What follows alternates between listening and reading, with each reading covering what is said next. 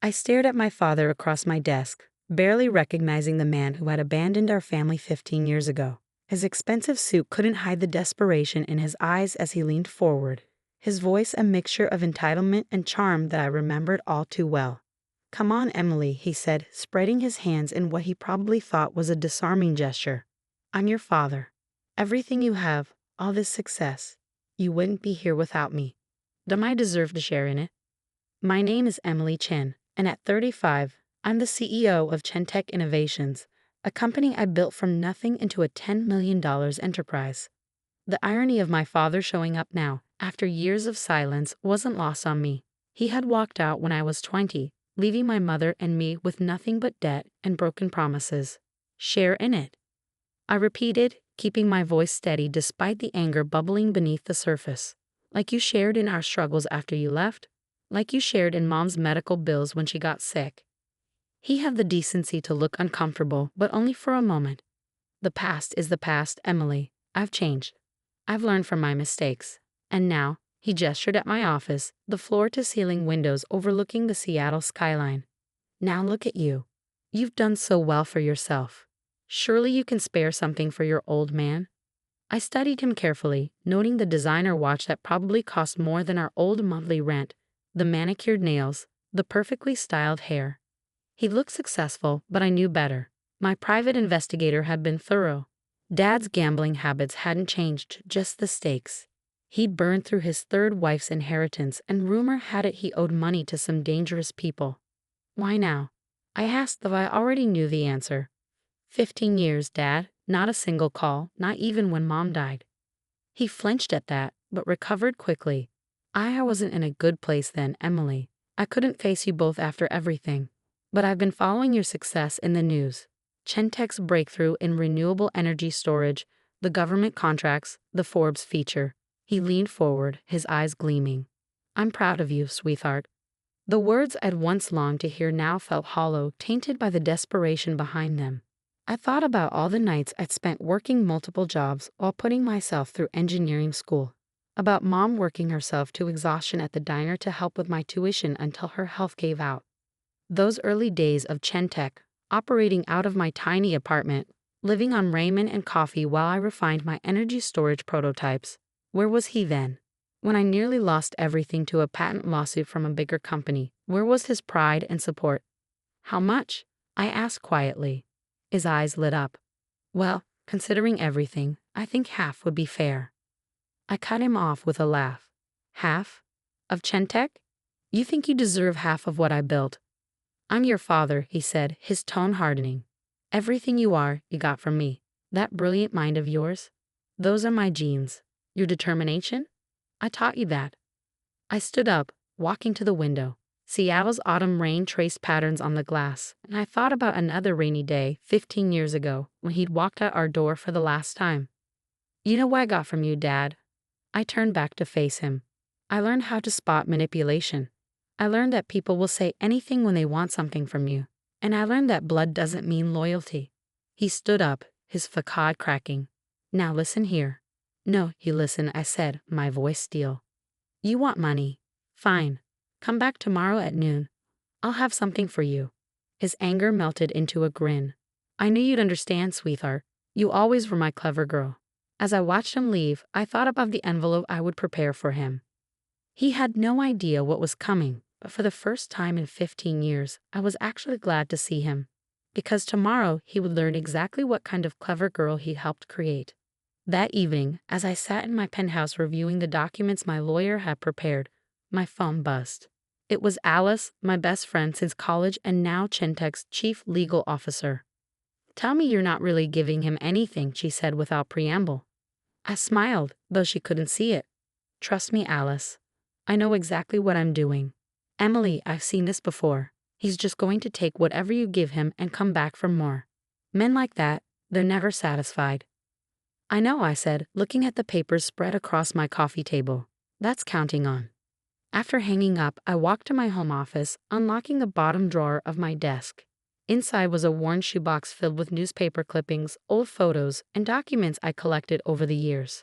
Every article about my father's failed businesses, Every court record of his divorces, every piece of evidence of his schemes and betrayals, I had them all. Some might call it obsessive, keeping such detailed records.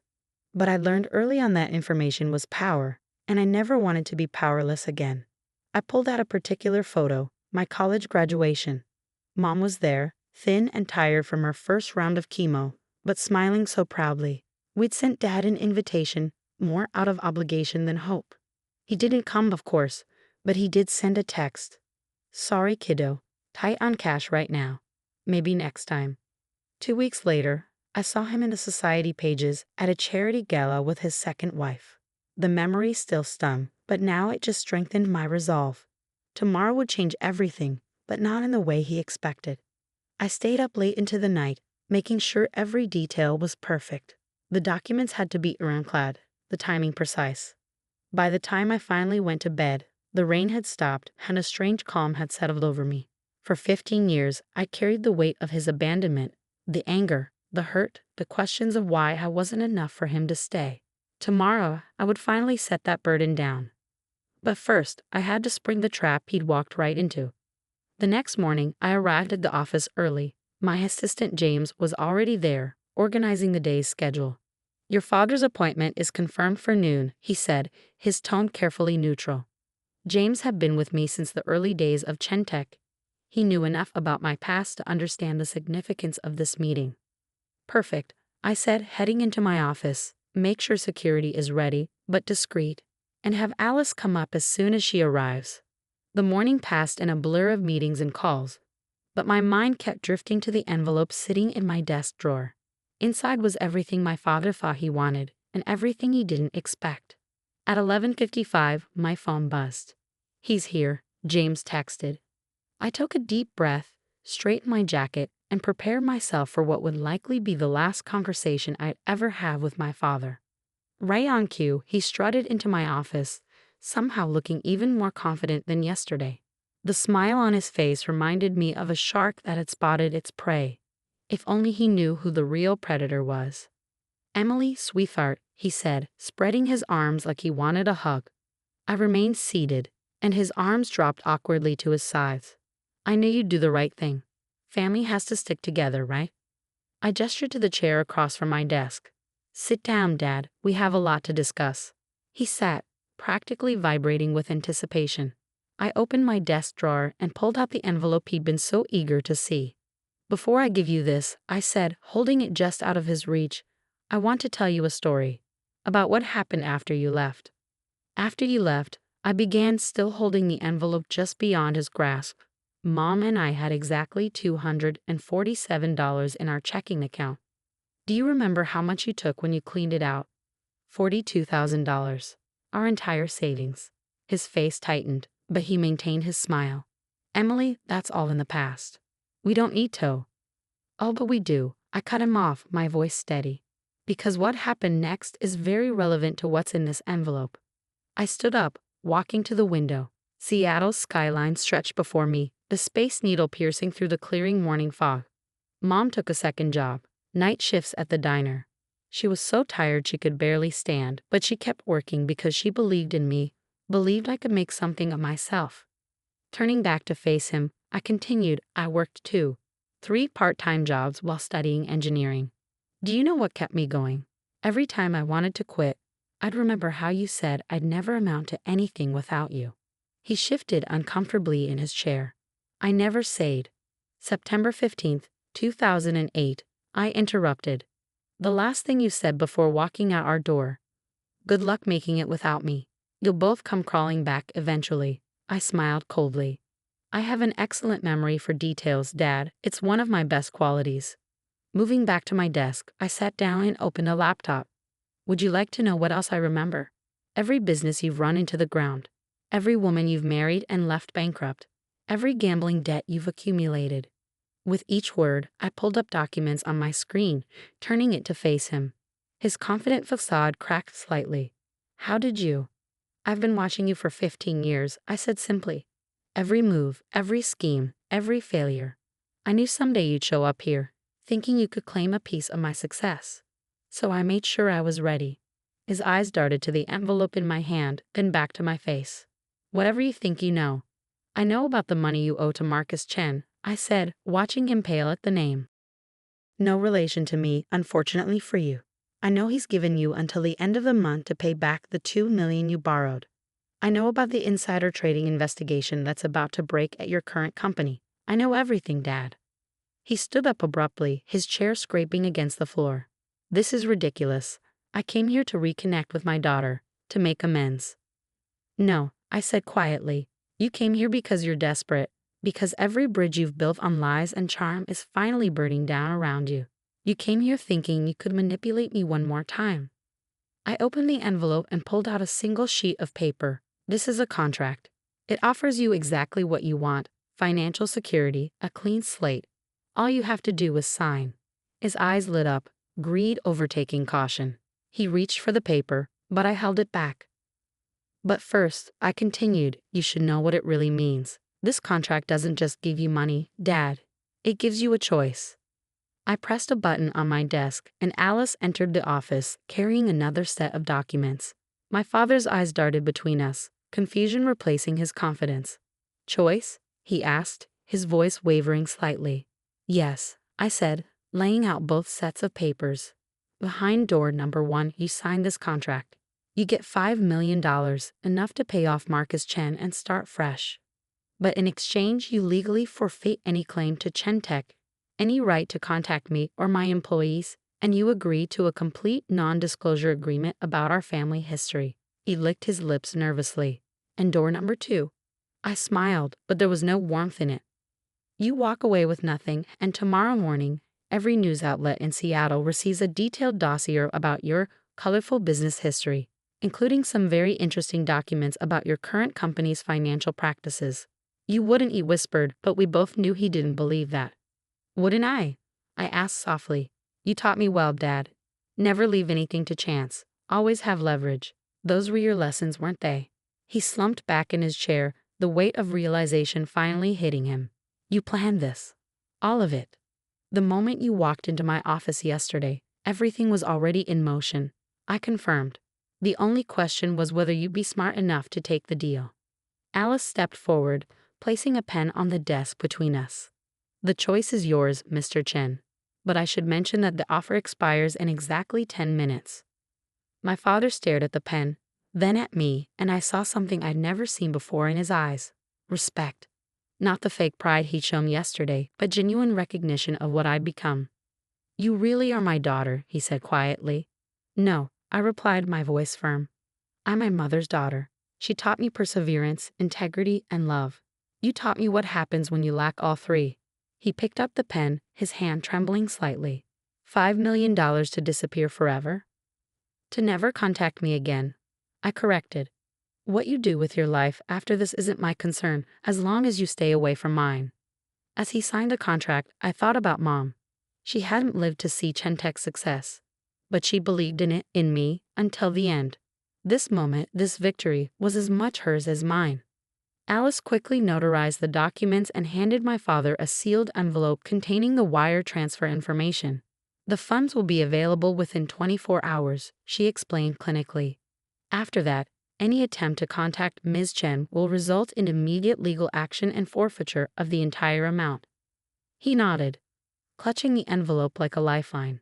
As security arrived to escort him out, he turned back one last time.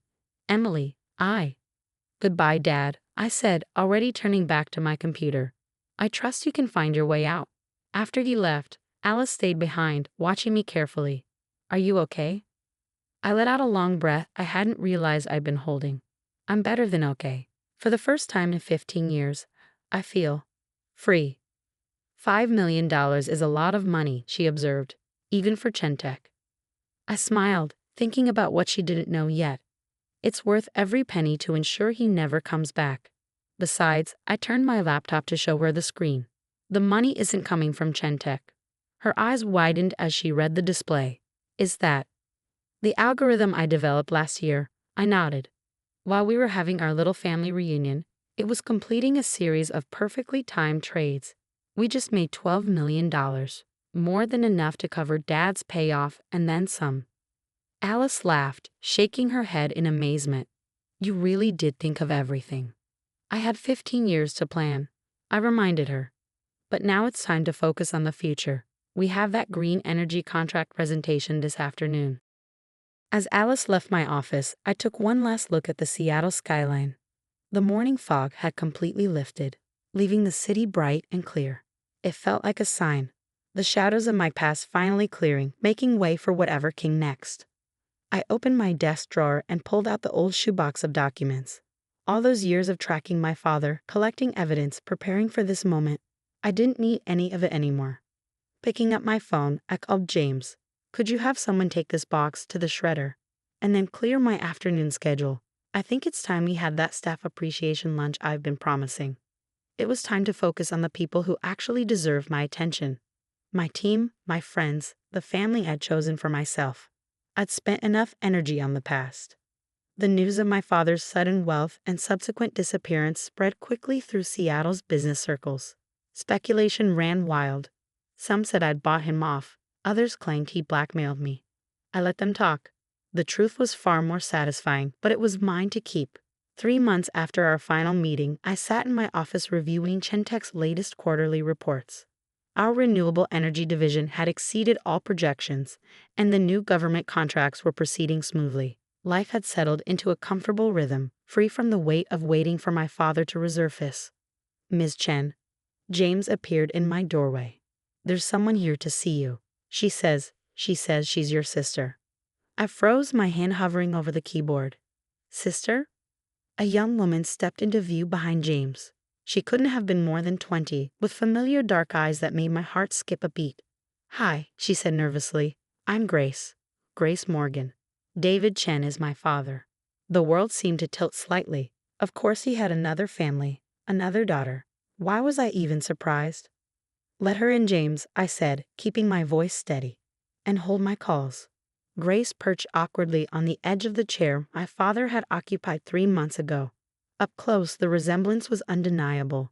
She had his chin, his way of fidgeting when nervous. I'm sorry to show up like this, she began. I found out about you recently. Dad, he came home 3 months ago with a lot of money and a lot of secrets. Then last week, he disappeared again. Mom finally told me everything. I studied her carefully. Everything. About his other family, about you and your mom, about ChenTech. She twisted her hands in her lap. I always knew he wasn't a good person, but I never knew the extent of it until now. Why are you here, Grace? I asked gently. She lifted her chin, and in that moment, she looked less like our father and more like someone determined to break free of this shadow. Because I'm starting college next semester. Engineering, actually. And I don't want his money. I don't want anything from him. I thought maybe you'd understand that better than anyone. I felt something shift inside me, not quite sympathy, but recognition. Here was another young woman determined to build her own path, to be more than David Chen's daughter. Where are you planning to study? I asked. I got into MIT, she said, a hint of pride breaking through her nervousness. But I'm still figuring out the financial aid situation. Mom's a teacher, and now with Dad gone again. I opened my laptop, typing quickly. MIT's engineering program is excellent. I almost went there myself, but couldn't afford it at the time. I turned the screen toward her, showing her ChenTech's internship program details. We offer full scholarships to promising engineering students. The application deadline isn't for another month. Her eyes widened. Are you suggesting? I'm suggesting you apply, Grace. Like any other candidate, no special treatment. You'll have to earn it on your own merits. But if you're half as determined to succeed as you seem, I have a feeling you'll do just fine. Tears welled in her eyes. Why would you help me, after everything he did? Because you're not him, I said simply. Neither of us is. And maybe it's time we showed the world what Chen women can do when we support each other instead of letting him tear us apart. She wiped her eyes, straightening in her chair. I won't let you down. Don't worry about letting me down, I told her. Focus on not letting yourself down. That's the only standard that matters. After Grace left, clutching the internship application information like a lifeline, I walked to the window. The Seattle skyline had changed since I first started ChenTech. New buildings, new dreams reaching toward the sky. I thought about cycles breaking, about turning pain into purpose. My phone buzzed. A text from Alice. Who was that? You looked deep in thought. I smiled, Typing back, someone who reminded me that sometimes the best revenge isn't about getting even. It's about helping others rise above. That evening, I stayed late at the office, reviewing the latest prototype designs for our new energy storage system. The technology we were developing could revolutionize renewable energy accessibility in developing nations. It was exactly the kind of world-changing work I dreamed of doing back when I was working those 3 jobs to pay for engineering school. My desk phone lit up. James from the front desk. Ms. Chen, there's a package for you. Minutes later, I was staring at a small, worn envelope. The return address was from a law firm in Arizona, but I recognized my mother's handwriting immediately. She must have arranged for it to be delivered years after her death. With trembling fingers, I opened it. My dearest Emily, if you're reading this, it means you've achieved something remarkable enough to make the news, just like you always said you would. I asked my lawyer to hold this letter until then. I know your father's absence has been a wound that never fully healed. But remember what I always told you.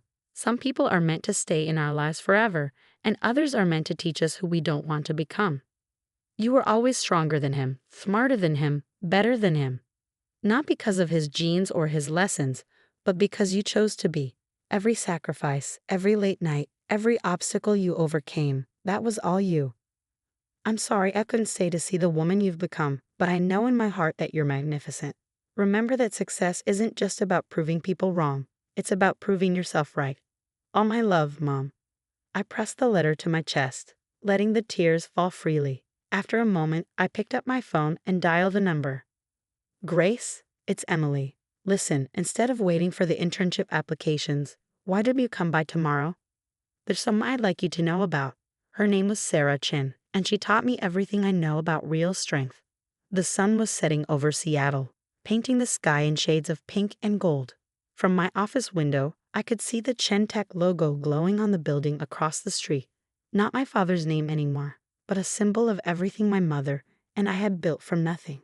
Sometimes the best revenge isn't about making someone pay for their mistakes. Sometimes it's about building something so magnificent that their absence becomes irrelevant. Sometimes it's about taking their greatest failure, abandoning their family, and turning it into your greatest triumph. Creating a new kind of family, bound not by blood but by choice and determination. I looked at the photograph on my desk, my mother at my college graduation, thin but smiling, her eyes full of pride and love.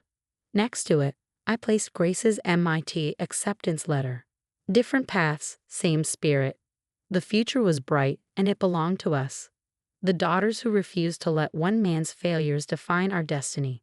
That night, as I finally headed home, I thought about cycles breaking and new beginnings, about a young woman who walked into my office carrying the weight of a name she didn't choose, and walked out with the promise of a future she could build for herself.